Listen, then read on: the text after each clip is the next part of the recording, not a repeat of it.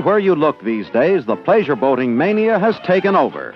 Youngsters, housewives, and office workers have become weekend sailors and skippers. The boating craze has reached boom proportions. 20 million landlubbers have taken to the water in search of adventure and relaxation. Salty language pervades the atmosphere as kitchens become galleys, and upstairs is now known as topside. And Junior goes for this boating bit in a big way. Those outboard motors have converted the small fry into barnacle busters whose constant quest is for speed and more speed.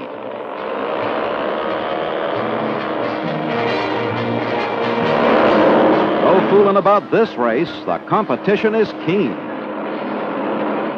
All this youthful enthusiasm is distracting, to say the least.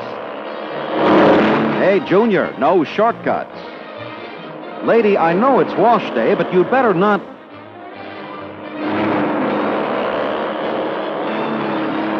I tried to tell you.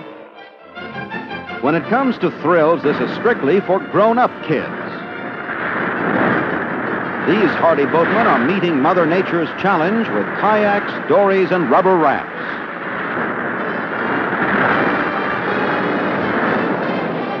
To keep afloat here, you need courage and skill. Only the best can meet the test. Among the best are the racing aces of the lakes. This is the famous Gold Cup race, and these are the boats of the professional speed kings.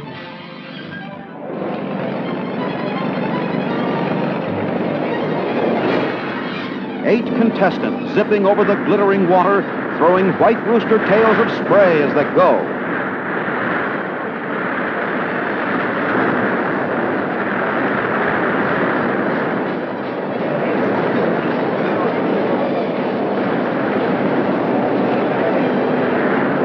Exhilaration of stinging spray and screaming engines is in their blood. Men of purpose, bent on breaking the present record of 173 miles per hour. And when the grueling competition ends, victory is sweet.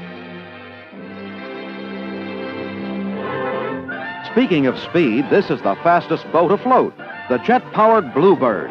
Here is the unchallenged champion of them all. Piloted by Don Campbell, whose famous father pioneered the world's fastest boats, the Bluebird flashes across Lake Mead at super speeds.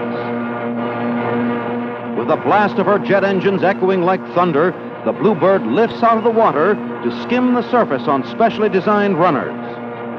At 225 miles per hour, Don Campbell holds the world record for speed on the water. Elsewhere on the boating scene, the fabulous sport of sailing is a special tonic for tattered nerves. Sundays lure additional thousands into the boating clan every year.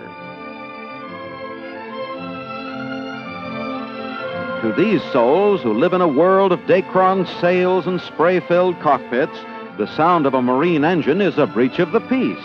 From dinghy mites to clipper skippers, they're a boating breed apart.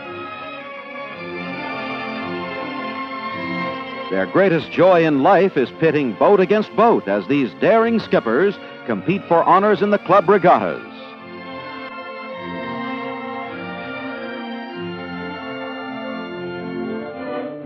To every sailing enthusiast, the biggest event is the historic international competition for the America's Cup.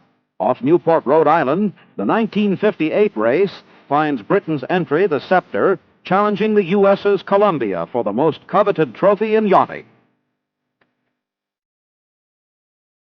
Since 1851, when the Cup was first placed in competition, the Yankee skippers have won this event.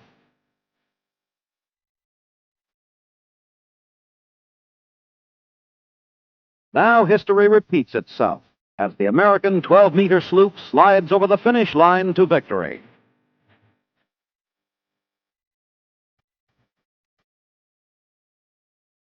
Columbia's proud crew successfully defends this fabulous cup. Going back into the colorful history of this racing series, Sir Thomas Lipton, the Tea King, was the most famous of all the British who tried to win the America's Cup. He spent $15 million of his own money building 5 magnificent racing yachts, which he named Shamrock.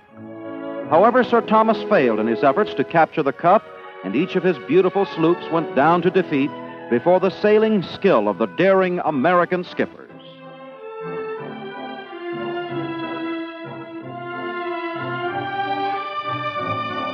Then, in 1934, came Sopwith and his endeavors.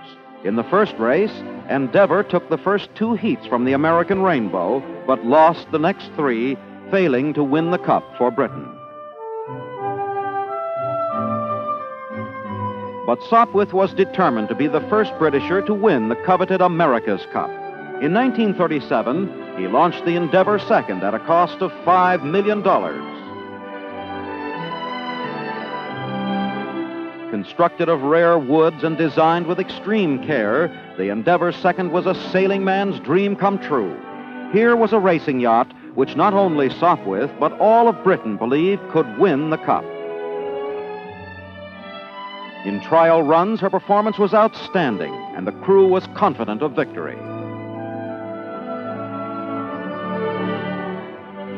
Meanwhile, across the sea in the United States, a syndicate of yachting devotees headed by Harold Vanderbilt had built another multimillion-dollar vessel, which they named the Ranger. In rigorous trial runs, the Ranger and her crew were tuned to perfection. Then came the race. On the windward leg of the important heat, the Ranger and the Endeavor were sailing side by side, close-hauled into the light wind.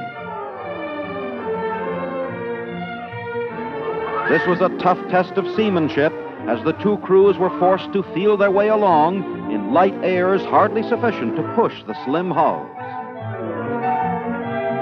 Turning to make the downwind run, both vessels jockeyed for position and broke out their spectacular balloon spinnakers, the great bag-like sails which grab every whisper of wind.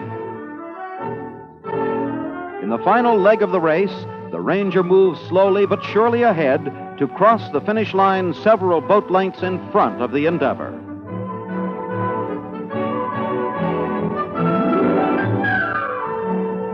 The British had lost again, but a salute to the gallant crew of the Endeavor and Mr. and Mrs. Sopwith, great sportsmen and seamen in the British tradition.